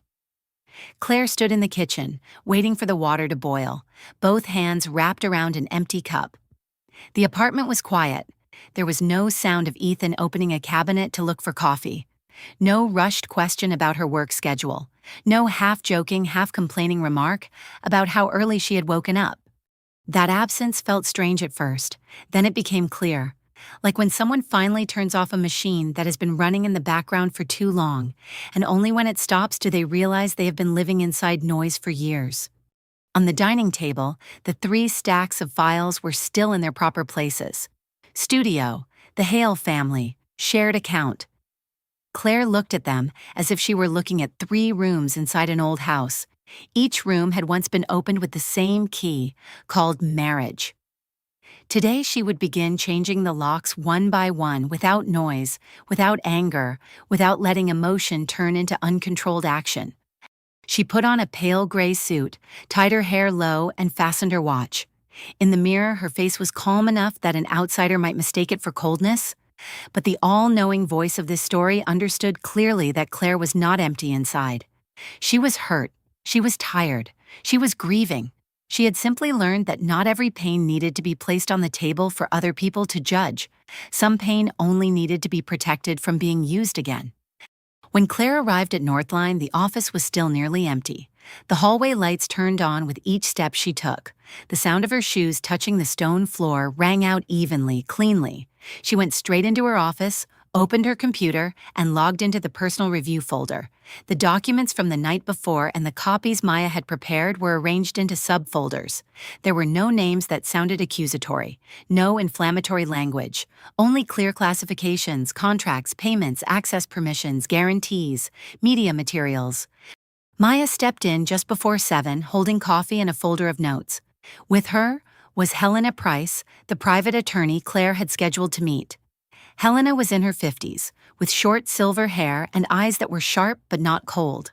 She carried the presence of someone who had witnessed enough separations to understand that the most important question was not who was hurt more, but who could still keep a clear head.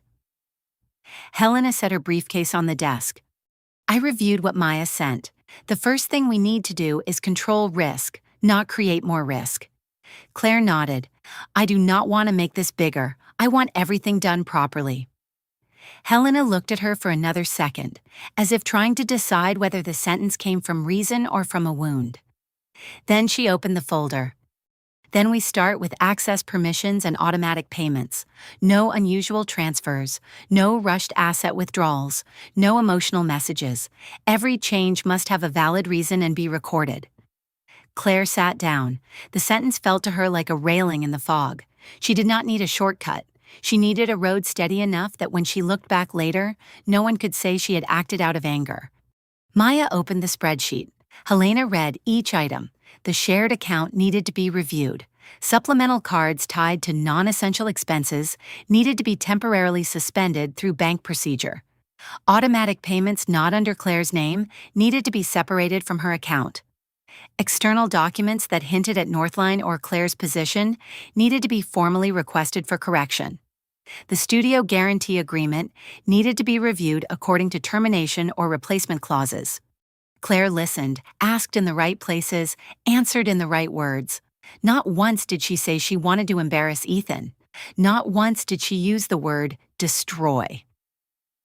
In that room, her strength was not in pushing anyone down, but in refusing to keep being dragged away from herself. Across the city, Ethan also woke up inside the studio. He had slept on the long sofa, his neck aching, his shirt wrinkled. His phone glowed with more notifications than he wanted to see. An email from the showcase organizer asking for an update on the financial status. A message from the landlord requesting confirmation of the lease guarantor.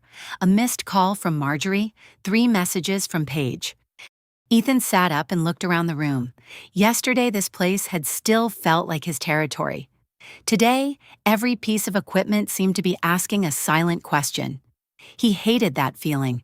Hated that his creative world was suddenly being pulled back toward dry things like contracts, guarantees, payments. But what he hated most was knowing Claire understood those things far better than he did. He texted her, "We need to talk before you do something we cannot undo." The message was sent. There was no reply. At Northline, Claire saw the message appear but did not open it immediately. Helena had made it clear that all communication should go through the appropriate channel. Claire placed the phone face down. It was a small action, but to her it felt like setting the first stone on a new boundary line. Maya saw it but did not comment. Inside her, her respect for Claire grew by the minute. She had seen many leaders who were strong at work but chaotic in their private lives. Claire was different. She did not pretend she was not in pain. She simply did not turn pain into permission to lose control. At 8:30, the call with the bank began. The employee on the other end was polite and steady. Claire confirmed her identity, requested the temporary suspension of several supplemental cards, and asked for a review of recurring payments without clear mutual consent. The employee asked for the administrative reason. Claire answered in an even voice. Financial review during the process of separating personal responsibilities. She did not use the word divorce, not yet. But everyone in the room understood the weight of the sentence. Maya stopped typing for half a second. Helena continued taking notes. Claire kept looking straight at the screen, but the hand resting on the desk tightened very slightly. An old chapter does not end when the heart breaks.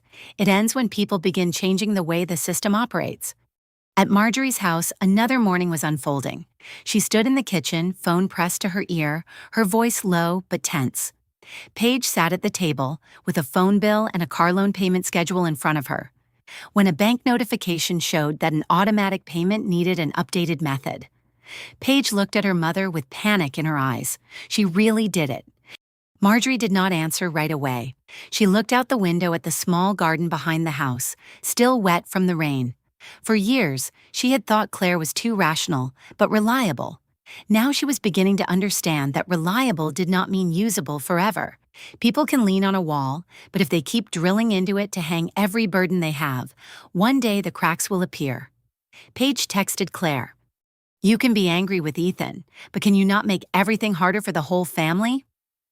The message reached Claire's phone while she was signing the request to review media materials. She read it. 1 second, 2 seconds. Then she forwarded it to Helena. Helena said, "If you need to respond, respond only with information. Do not argue." Claire typed slowly. "From today, personal expenses need to be paid from the account of the person using them. For all other matters, please contact my attorney." She sent it.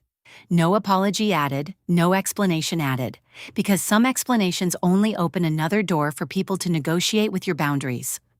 By noon, Maya placed a new summary sheet in front of Claire. The total amount of support provided to the studio and the Hale family over the years appeared on the final line. The number itself was not the most important thing, but it made the air in the room heavier. Behind it were time, energy, postponed vacations, personal joys cut back, and nights Claire had sat balancing accounts while Ethan said she did not understand freedom. Maya said quietly, "I am sorry." Claire looked at the spreadsheet for a long time. Do not apologize because the truth has a shape. But when Maya looked away, Claire placed a hand over her chest, where the dull ache rested. She was not emotionless. She simply did not want to go back to being the rescuer for the very people who had called her lifeboat an obligation. In the afternoon, confirmations began to return. The bank had received the request. The internal legal department had reviewed the Northline materials. Helena had drafted a letter to Ethan stating that all financial communication would go through legal representation. There was nothing harsh, no threat, only procedure. But procedure, when placed at the right moment, can be stronger than any shout. Ethan received the letter at the end of the day. He stood in the middle of the studio, reading each line, his face growing pale. There was no word he could seize and use to call Claire out of control. No sentence extreme enough for him to tell others that she was trying to ruin him. There was only clarity, and that clarity made him feel smaller than any time she had ever questioned him. He called Claire. The call was not answered. Claire turned off her computer when the sky had gone dark. She sat for a few more minutes in her office, looking down at the city lighting up in scattered patches below. She did not feel victorious. She did not feel happy. She only felt a new quietness, unfamiliar, like a room after a very large piece of furniture has been removed. That day, she did not take everything back. She only took back the right to decide what was allowed to continue passing through her life. And for Claire, after 10 years of being called too practical, that right to decide was the gentlest thing she had ever given herself. But for those who had grown used to walking through her life like a hallway that was always lit, that gentleness sounded like the click of a switch being turned off. The next morning, Ethan woke inside the studio with an aching back and a dry throat. He had slept on the long sofa beside the control desk, among coiled cables and the faint blue light from a computer screen left on all night. Hale Room Studios was still quiet, but it was no longer the quiet of creativity. It felt like the silence in a room after someone had just finished reading an important letter, and every object seemed to know its place in life was about to change. Ethan's phone kept lighting up. An email from the showcase organizer repeated the request to confirm an independent payment source. A message from the landlord asked for an update on the lease guarantee file. A notification from the audio software service requested a new payment method. 3 missed calls from Marjorie, 2 messages from Paige, and nothing from Claire. Not a single reproach, not one long explanation, not one emotional door for him to knock on. Ethan looked at the screen, his finger stopping on Claire's name. He wanted to call. He wanted to say she was pushing everything too far. He wanted to remind her that they had once been husband and wife, that the studio was not only his work, but also a piece of their memories. But as he looked around the room, he suddenly felt those very memories looking back at him with a painfully practical question. If this was his dream, why did every important door need Claire to open it? He hated that question, because it did not sound like an accusation from someone else. It sounded like an echo from inside him. At Northline, Claire entered the meeting at 8 in the morning with a neat folder in her hand. She wore a deep blue suit, her hair tied low, her face calm like deep water. In the meeting room were Maya, Helena, and the company's internal legal representative. On the screen was a list of external materials that could create misunderstanding about the relationship between Northline and Hale Room Studios. No one mentioned marriage, no one mentioned the anniversary, no one asked whether Claire had slept. Here the story was called by different names: reputation risk, media materials, rights to use name and title, conflict of interest. Those words sounded cold, but to Claire they offered protection.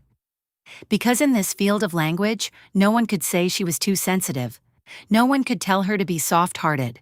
No one could turn ambiguity into a family matter. The legal representative asked, "What level should our response be?" Claire looked at the showcase document. The phrase about a senior leader in the clean energy industry still sat there, clever, polished, almost innocent if the reader did not know the full context. She said, "Clear, but not inflammatory. Northline does not sponsor, does not make financial commitments to, and does not take responsibility for any promotional activities of Hale Room Studios. Requests that all materials likely to mislead third parties be corrected." Maya wrote down every word. Inside her, there was a quiet respect. Claire was not using power to embarrass anyone. She was using power to put the truth back where it belonged. That made her far stronger than an outburst ever could. The notice was sent before noon. It contained no heavy language, no threatening sentence, no inflammatory wording, only an official confirmation, clean, proper, and measured. But when that email arrived in the inboxes of the showcase partners, it was like a curtain being pulled aside. The people who had believed Ethan had solid backing began to ask questions. No one made noise. No one criticized him publicly. They simply took one step back. In business, sometimes a polite step back is more frightening than a direct refusal. At the studio, Milo, the young collaborator, stepped into the room hesitantly. He placed his laptop on the table, avoiding Ethan's eyes. "The mastering software requires updated payment before we can export the final version. Should I wait?" Ethan was reading the email from the showcase organizer. He looked up too quickly. "I am handling it." Milo nodded, but his eyes were no longer the same. Before, Milo had looked at Ethan as if he were someone who knew the way forward. Today, he looked at Ethan as if Ethan were a man claiming to have a map, but unable to point out where the bridge was. Ethan noticed that look. It bothered him more than any question. Ava arrived at the studio in the early afternoon. She was not wearing the red scarf. She had not put on heavy makeup, and she did not smile the way she usually did. She carried a small canvas bag with several project documents and her notebook inside. Ethan immediately stood, as if he had found an opening to pull the story back toward familiar ground. "Ava, you came at the right time. Everyone is misunderstanding because Claire sent that notice. She is making this a financial issue when it is only a misunderstanding between her and me." Ava looked at him for a long time. There was fatigue in her eyes, but also a new clarity. All night, she had reread the messages Ethan had once sent her, the things he had said about Claire, the times he had told her that his wife did not believe in art, the words he had used to make Ava feel like the only person who understood him. Reading them again, Ava realized that not every sentence was false, but almost every sentence was missing the other half. She asked, "If this is only a misunderstanding, why do the partners need to confirm the financial source again?" Ethan frowned. "Because Claire made them suspicious." Ava shook her head. "No, they are suspicious because before this, they were made to believe something that was not clear." The sentence quieted the room. Milo heard it but lowered his head and kept typing. Ethan looked at Ava as if she had just moved to another side. "You also think I intentionally deceived someone?" Ava answered slowly. I think you told a story that benefited you and let other people fill in the missing parts themselves. Ethan opened his mouth, then closed it. He had always been good with sound, but in that moment, silence defeated him. At the same time, at Marjorie's house, the air was tight as a drawn string. Paige sat at the kitchen table, staring at a notice that payment had been temporarily suspended for several charges that no longer used the old method. Marjorie stood near the window, phone in hand, having just called Ethan again with no answer. Paige said, "She is overreacting. She knows the whole family has depended on those payments for a while." Marjorie did not answer right away. She looked at the rain outside, at the small leaves trembling in the wind. She wanted to be angry with Claire. Anger was easier than admitting that her family had let one woman carry too much in silence. But beneath that anger was something more uncomfortable. A small, sharp awareness that did not want to be named. Claire had not suddenly become distant. Claire had only stopped doing something they should never have treated as automatic.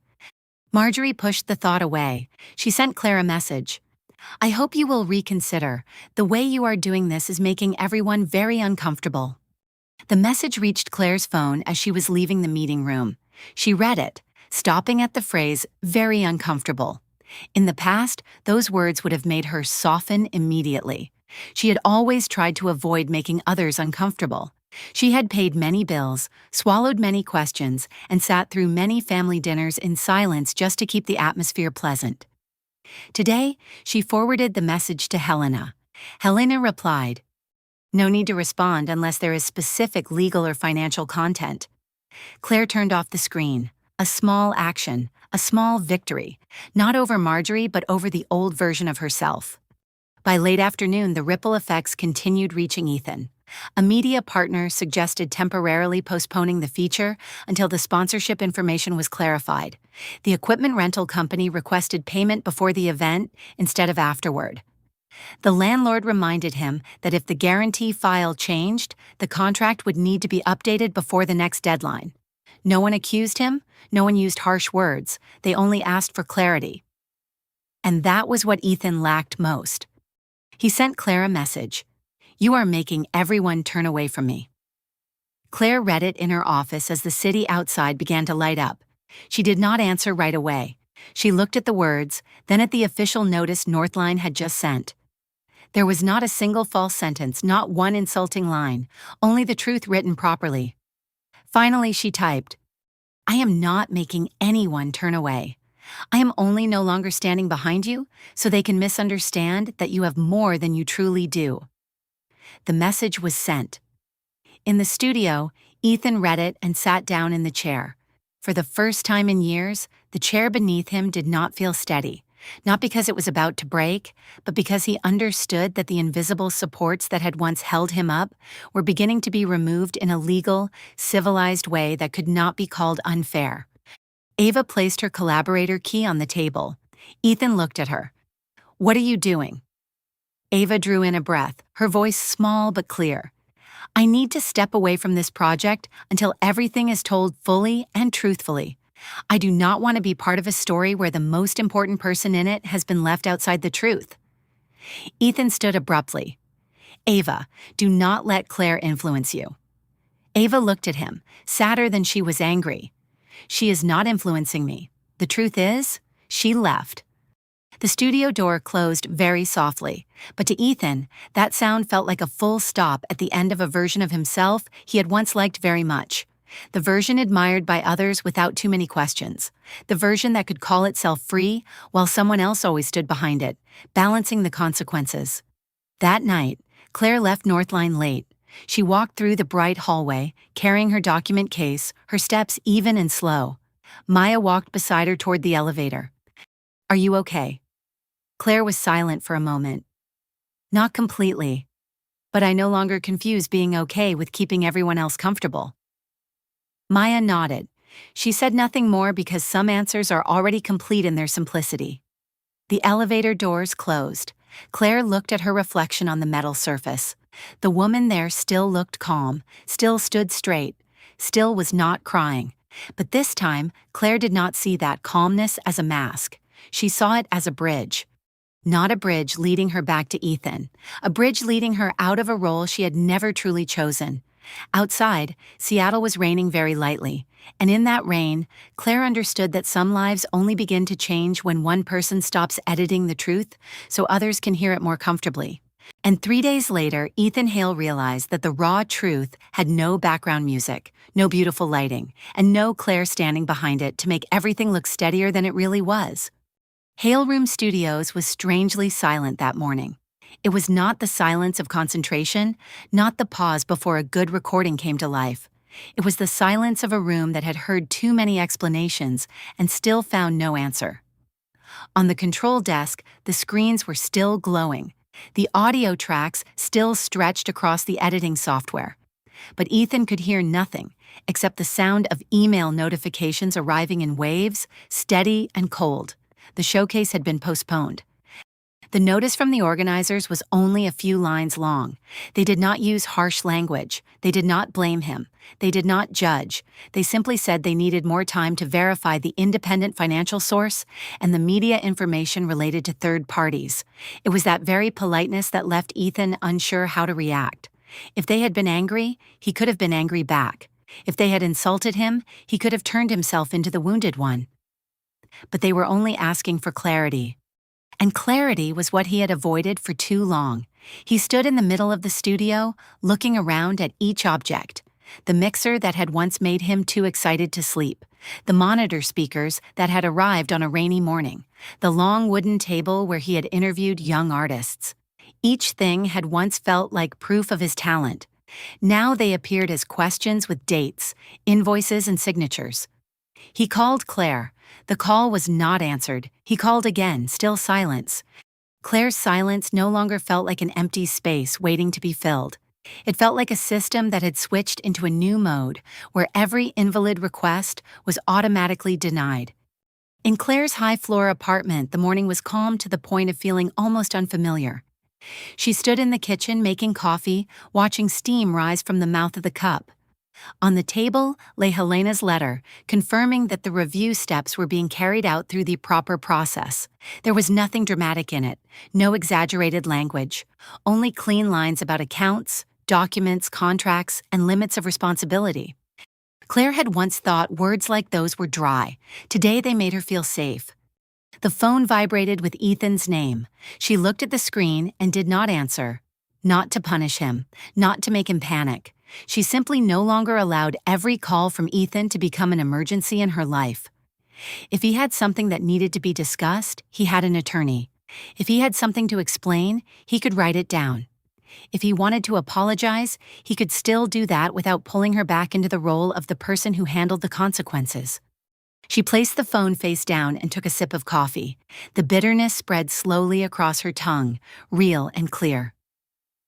That afternoon, Ethan came to Claire's building. He did not call ahead. As he had many times in the past, he believed his physical presence would carry more weight than a message. He believed that if he simply stood there, Claire would come down.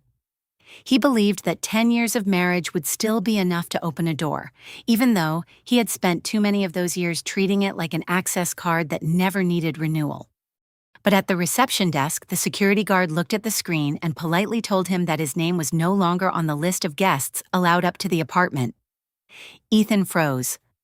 "I am her husband." The guard kept his voice calm. "I understand, but I need confirmation from the resident before allowing you up.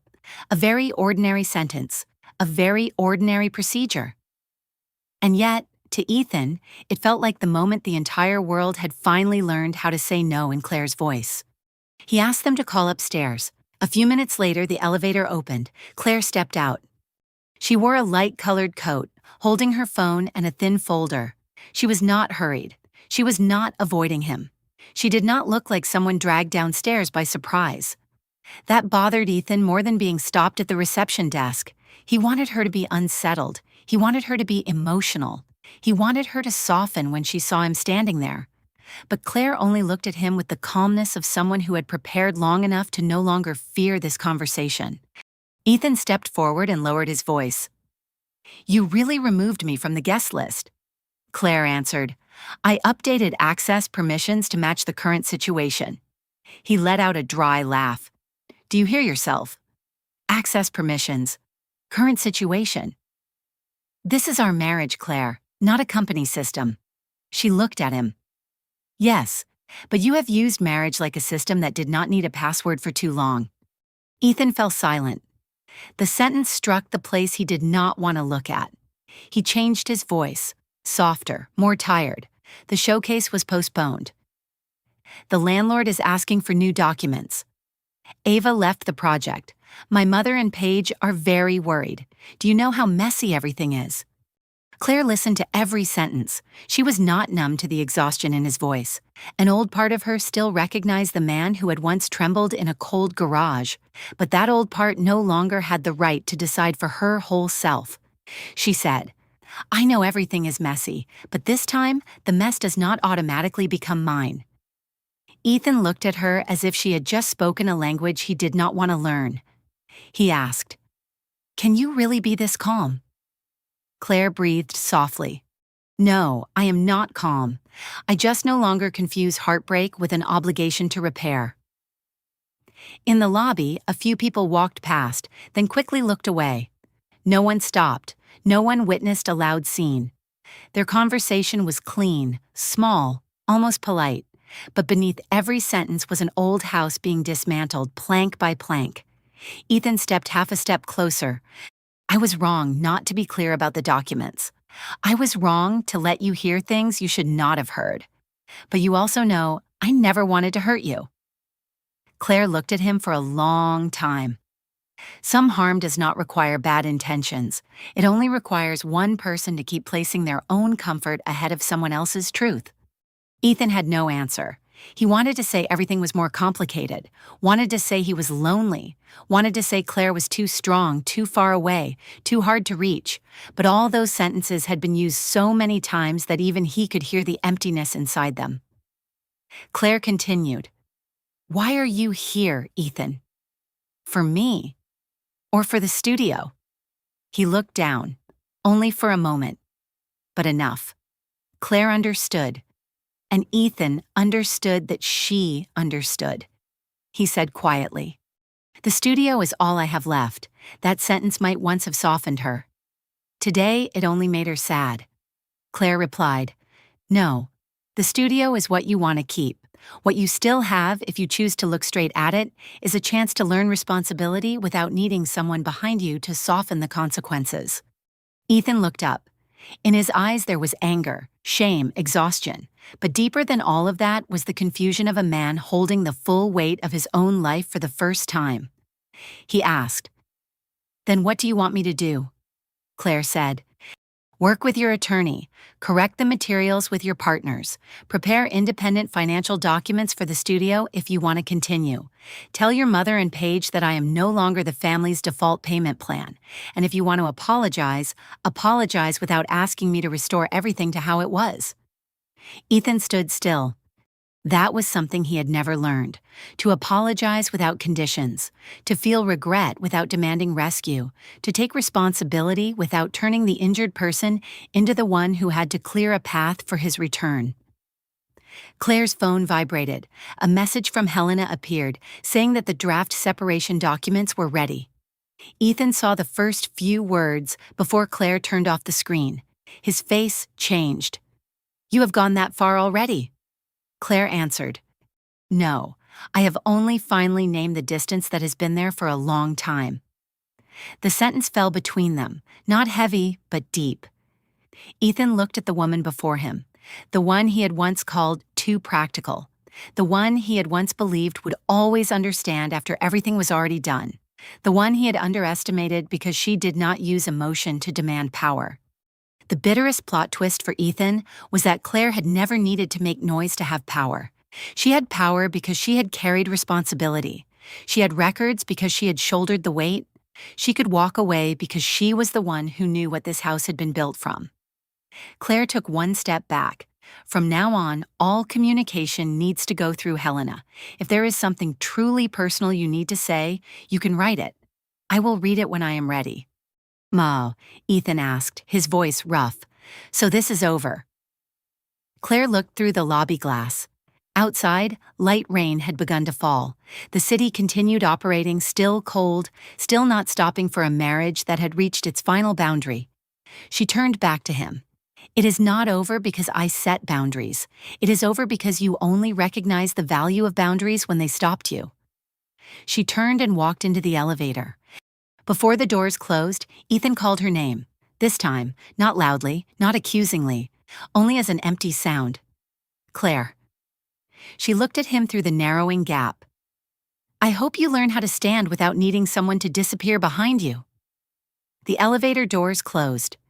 Ethan stood alone in the lobby. No audience, no music, no beautiful story to cover this moment. There was only him, unanswered emails, a studio waiting for new documents, and the truth that the woman he had once seen as too calm had finally become calm enough to leave her old role behind. Upstairs, Claire stepped into her apartment. She placed the folder on the table, removed her wedding ring, and set it beside the unopened wooden box.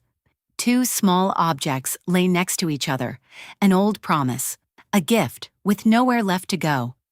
She looked at them for a long time. She did not cry, not because it did not hurt, but because sometimes, when a person has cried too much inside years of silence, by the time the truth is placed where it belongs, tears are no longer necessary evidence, especially when the truth is sitting right in front of Claire in the form of a wedding ring and an unopened wooden box.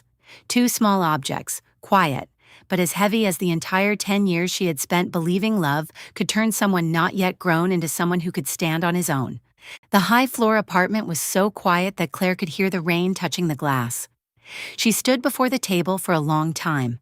The ring lay beneath the pale yellow light, round, bright, almost innocent. It did not know how many doors it had once been used to open in her life. The door of patience, the door of forgiveness, the door of all the times she told herself Ethan only needed more time. The door of family dinners where she smiled as Marjorie called her a steady woman and Paige said the whole family was so lucky to have her. Now, the ring was only a small piece of metal. Claire lifted her hand and looked at her ring finger. The faint mark was still there, like a blurred circle her body had not yet learned to forget. She did not try to erase it. Some traces do not need to be scrubbed away immediately. They only need to be seen correctly, not as chains, but as proof that she had stayed for a very long time, had loved sincerely, had done everything she could before choosing to leave.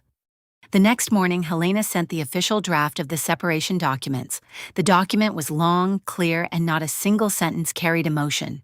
Personal property, shared account, financial obligations, rights to use name and professional information, communication through legal representation. Each line sounded dry, but to Claire they felt like threads being pulled from a fabric that had been wrapped around her for too long. She read every page. She did not skip a single section.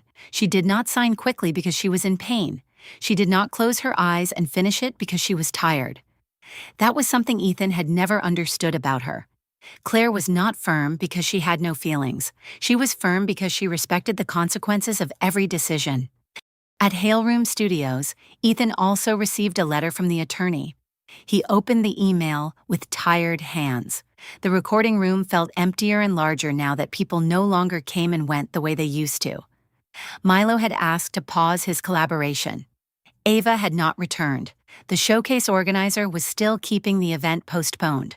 The landlord required updated guarantee documents within a specific deadline.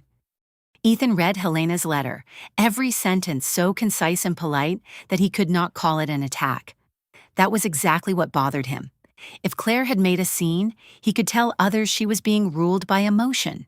If she had publicly blamed him, he could say she wanted to ruin him. But she did not do that. She only placed everything into process, and process did not care about his talent, his sadness, or the tremble in his voice. He called his own attorney. For the first time, Ethan had to tell the story without background music chosen by himself. When the attorney asked what source had funded the studio, he hesitated. When asked whether the showcase materials implied Claire's position, he said it was just a way of wording things. When asked whether Claire had agreed in writing, he went silent. That silence was the clearest answer. Meanwhile, Marjorie called Claire in the afternoon. Claire looked at the name appearing on the screen. She let it ring twice, then answered. Not because she had softened again, but because Helena had advised that every important exchange should be remembered clearly, calmly, and with limits. Marjorie's voice was no longer as sharp as before. It was more tired, lower, but it still carried the old habit of making the listener feel guilty. Claire, I heard from Ethan that you have started the paperwork. I do not know what to say anymore. This family has already been through so much. Claire stood by the window, looking down at the city blurred in rain. I know. Marjorie sighed. If you go through with this, everything will be very difficult for Ethan. He has lost the showcase. We do not even know how long the studio can survive. Paige is also having to figure things out herself. I only hope you remember that sometimes people need to be forgiven so they can start over. Claire closed her eyes for a second. Forgiveness. A beautiful word. A necessary word. But in Marjorie's mouth, it often came with the request that Claire continue carrying something. She said, I am not against anyone starting over. I only do not want their fresh start to keep using my resources, my name, or my silence. The other end of the line went quiet. Marjorie spoke softly. You were not like this before. Claire opened her eyes. If that sentence had been said a few months earlier, it might have hurt her for a long time. Today, it only helped her understand more clearly the distance between her real self and the role the Hale family had grown used to seeing. She answered, Before, I thought being needed was the same as being loved. Marjorie did not respond right away. Perhaps she understood. Perhaps she did not want to understand. Perhaps for one very brief moment, she saw again all the times Claire had appeared at the right moment with money, with documents, with calmness, with the words, it is all right that the whole family had grown so used to hearing. Then the moment passed. She said, I hope you will not close the door completely. Claire looked at the city. Rain was still falling, but beneath the rain the road still had clear lines. I am not closing the door because I am angry. I am closing it because the inside of the house needs to be safe. The call ended with no crying, no promises, no easy reconciliation. But Claire did not feel empty. She felt sad, deeply sad, because she had finally said what her younger self had never been brave enough to say. Her safety mattered too. That evening, Claire went to Helena's office to sign the necessary documents. Helena's office smelled of new paper and chamomile tea. The desk lamp shone down on each page, making every line of text appear clear. Helena explained each section again, without rushing, without pressuring her.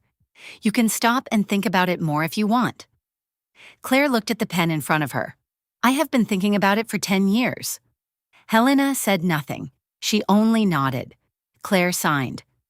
There was no thunder, no loud climax, only the tip of the pen sliding across paper, a small sound, but enough to cut through the invisible threads that had held her in the old roll.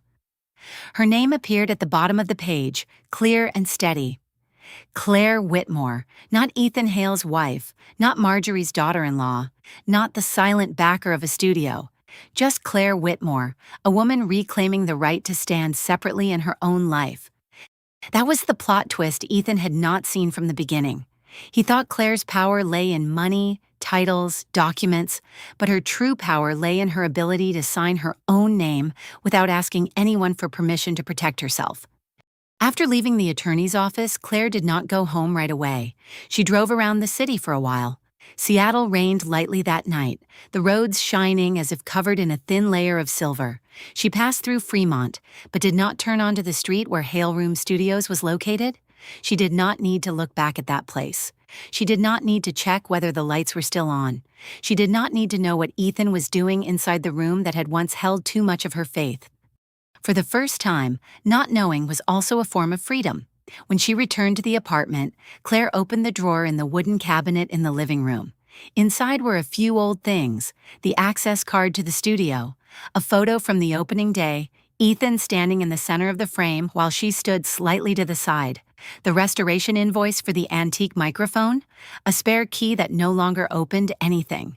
She placed the ring inside. It settled down very softly among things that had once opened doors, but now had no right of access left. Claire closed the drawer.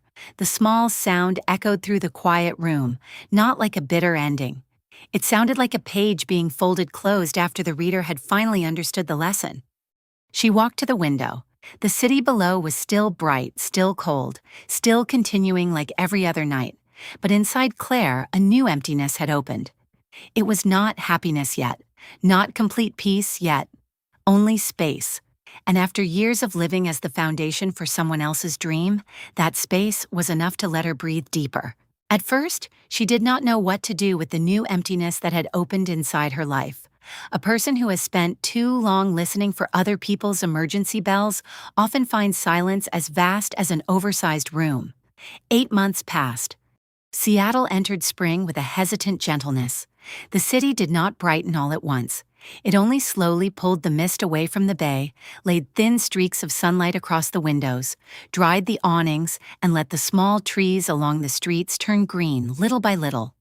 Claire still lived in that high-floor apartment, but it was no longer a place that stored the exhausted traces of her old marriage. The small room near the window, where Ethan had once left boxes of audio equipment and cables he had never organized, had become Claire's reading corner. She placed a light-colored chair there, a lamp with a warm yellow glow, a few small plants, and a low wooden shelf. In the morning, she sat there drinking coffee before opening her email. It was only a small change, but to Claire, it felt like a return. Before, her day began with the question of who needed her to solve something. Now her day began with the question of how she was feeling. That question had once felt so unfamiliar, it was almost a luxury. There were no more midnight messages from Paige, no more calls from Marjorie with a voice that was both worried and demanding. No more Ethan walking into the home carrying a problem and calling it creative pressure. At first, the absence of those things made Claire feel empty. Then she realized it was not emptiness. It was space that had not yet been occupied. At Northline, Claire continued working with her familiar steadiness, but something inside her had changed. She was still precise, still composed, still able to see risks before others had time to name them, but she no longer automatically took every burden onto herself. When a department head brought her a problem that had not been fully prepared, Claire did not immediately fix it for them. She asked what approaches they had already tried, what decision they needed, and whose responsibility it was. Her questions did not frighten people. They made them grow. Maya was the first to notice it. One afternoon, after a major meeting, she watched Claire gather her documents and said that she seemed lighter than before. Claire paused for a moment. She did not smile right away. She looked out at the city beyond the glass, where the late afternoon sunlight was dissolving across the buildings. Maybe because I no longer confuse carrying everything with doing well. Maya was silent, then nodded. She understood that the sentence was not only about work. A few weeks later, Northline's board of directors announced that Claire had been appointed Chief Operating Officer. The news came in a bright room amid polite applause and formal handshakes. Claire stood and thanked them, her voice brief and clear. She did not tell the story of her life. She did not turn her pain into a speech. But when Maya looked at her from the far end of the table, she knew this was not only a professional step forward, this was the image of a woman still standing after withdrawing herself from the role of being someone else's foundation. Across the city, Hale Room Studios was no longer in the old brick building in Fremont. The white logo had been taken down. The landlord had leased the space to a documentary content production group. The soundproof panels were still on the walls, but the room no longer carried Ethan's voice. A place once called a dream had continued to exist without the person who had once called himself its soul. Ethan rented studio rooms by the hour in the suburbs. He was still talented. That had never been false. He could still hear the small layers of sound, still had a voice that made people pay attention. But now, in every meeting, he had to state the budget, the deadline, the payment source, and his responsibility clearly. The words he had once dismissed as dry gradually became the language he had to learn if he wanted to keep working. There were days when Ethan almost understood. He would look at an invoice coming due and remember Claire. Not the Claire he had once described as too practical, too cold, too difficult to approach, but Claire sitting under the kitchen light, her eyes tired, still calculating how to keep the studio alive for one more month. That memory did not punish him. It simply stood still and forced him to look straight at it. Marjorie moved in with Paige in a small town a little more than an hour's drive from Seattle. The old house was rented out to reduce financial pressure. Paige took a full-time job at a medical services office where she had to arrive on time, track her own bills, and solve for herself the things she used to message Claire about. At first, Paige resented it. Then life did not argue with her. It simply kept asking her to grow up. Marjorie still occasionally sent messages to Claire. Those messages were no longer harsh. They were softer, longer, with more pauses. She wrote that Ethan was trying to stabilize, Paige was learning how to manage money, and the family still hoped one day they could speak normally. Claire read them. If something involved paperwork, she forwarded it to Helena. If it was only an attempt to stir emotion, she let it sit. Not because she hated them, because she understood that not every door needed to be opened again just because the person outside had learned to knock more gently. Ava left Seattle at the beginning of spring. She accepted an audio documentary project in Oregon, working with a group that told stories about changing coastal communities. Before leaving, she sent Claire a short email. She wrote that she had believed an incomplete story, that she was sorry she had not asked more questions, and that she hoped Claire would find the peace she deserved. Claire read the email after a long workday. She did not answer immediately. Only in the evening, when rain began falling lightly beyond the glass, did she write back. Live in such a way that next time, another woman's truth does not have to be ignored for you to feel chosen. No scolding, no easy forgiveness, just one clear sentence. Ava read it in her small rented room in Oregon and sat still for a long time. Some lessons do not need to knock anyone down. They only need to be straight enough that people can no longer hide behind their innocence. The separation was completed through civilized procedures. No public post, no performance of blame, no inflammatory words. Assets were divided. Responsibilities were separated. What belonged to Claire returned to Claire. What belonged to Ethan, including the consequences of his past choices, stayed with Ethan. On the day she received the final notice from Helena, Claire did not celebrate. She walked to the waterfront after work. The sky was clearer than usual that day, and the bay reflected the thin orange light of sunset.